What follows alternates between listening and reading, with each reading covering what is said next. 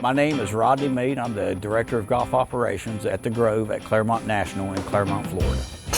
I've been in the golf business now for, I guess, 28 years. My dad was a professional golfer. My uncle actually beat Sam Snead in the West Virginia Open.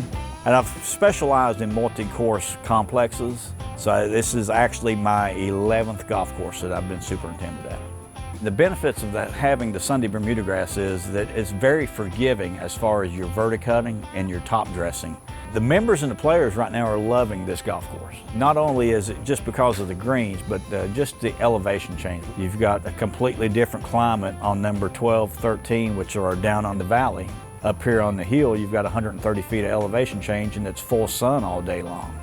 But Sunday kind of seems like it might take that microclimate out a little bit, so where it's actually even better for the golfer, but it's a lot better for the superintendent.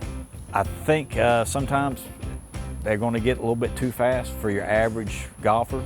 These greens have a lot of undulations. They have a lot of areas that you don't see the break in them, and you can put that ball 6 foot, 8 foot past. I've not really seen any negatives really out of the Sunday yet. They've been easier to maintain than any of the other grasses that I've had.